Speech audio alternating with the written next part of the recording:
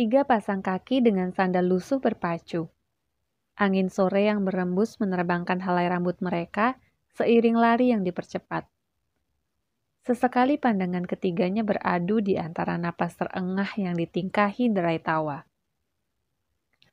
Berlomba dengan kereta api. Kebiasaan yang dalam sehari bisa mereka ulangi tanpa bosan, berkali mencoba mengalahkan gerbong panjang yang melaju cepat, meninggalkan suara gemeletak gerigi roda-roda besi yang melintasi rel. Mama akan berdiri tak jauh dari mereka, mengawasi sambil menikmati keriuhan anak-anak bermain. Sesekali teriakannya terdengar, "Hati-hati!" atau "Jangan terlalu dekat!" Kenangan yang masih terekam kuat di benak Rania. 2 hal yang terjadi jika kamu tinggal di samping rel kereta. Kalimat ini sering diulang dalam kesempatan berbeda bertahun kemudian. Biasanya dengan sengaja dia memberi jeda, merayapi ratusan pasang mata yang menatap ke arahnya sebelum menuntaskan dengan seulas senyum. 2 hal yang terjadi jika kamu tinggal persis di samping rel kereta api. Gempa bumi kecil-kecilan yang rutin datang, ia melihat setitik senyum mengintip di balik ratusan mata yang menanti. Dan jemuran yang bisa kering juga bisa hilang. Titik senyum kini memecah tawa. Sungguh Allah Maha Baik. Rania tak pernah berpikir suatu hari akan berdiri di hadapan orang banyak, tanpa harus mengalami lemparan sendal jepit atau botol plastik seperti yang dulu pernah dilihat di acara panggung kampung, ketika penyanyi dangdut yang diharapkan tidak muncul dan penyanyi pengganti tidak dapat mengobati kekecewaan penonton. 19 bukunya telah diterbitkan.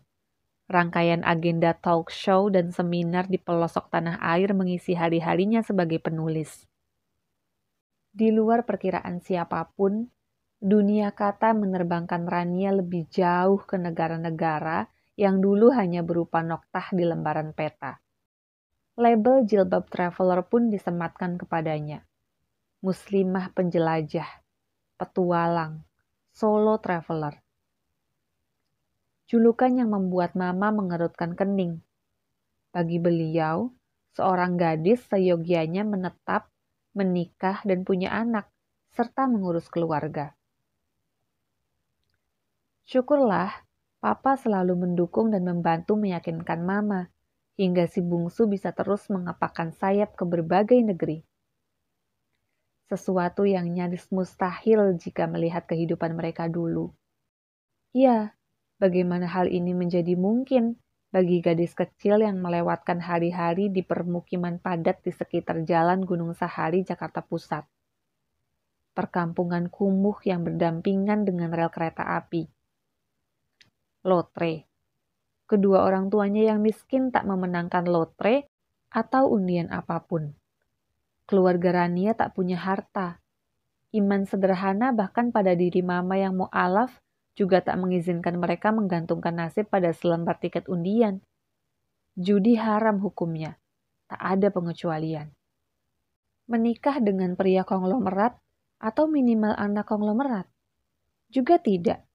Rania kecil melalui hari-hari suram ketika ujian lain menyapa.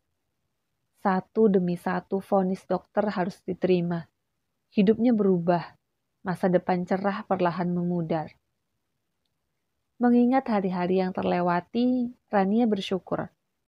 Tak pernah ada masa dia berharap dan bersandar pada peri-peri yang meninabobokan anak-anak kecil dengan kekuatan magis mereka.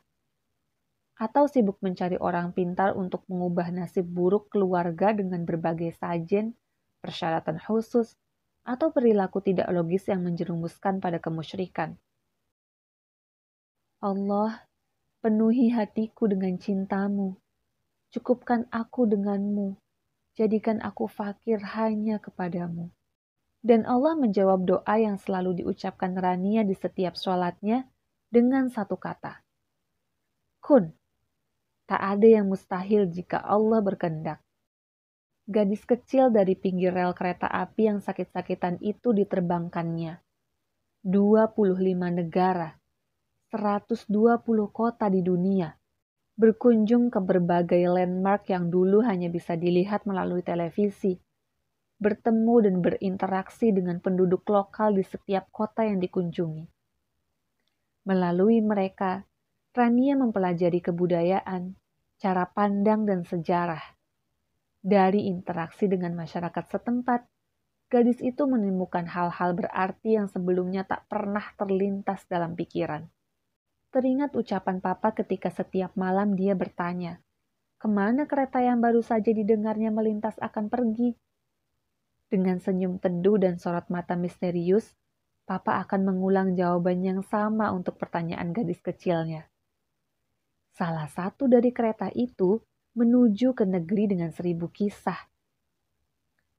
Papa nggak bohong. Lelaki itu menggeleng. Tangannya mengelus rambut panjang Rania penuh kasih. Dan suatu hari, satu dari banyak kereta itu akan menerbangkanmu ke negeri itu. Rania sempat meluruskan kalimat papa bahwa kereta api berbeda dengan pesawat. Kereta api tak pernah terbang. Ia selalu setia pada rel yang dipijak. Biasanya, papa hanya tertawa, tapi tak mengubah jawabannya.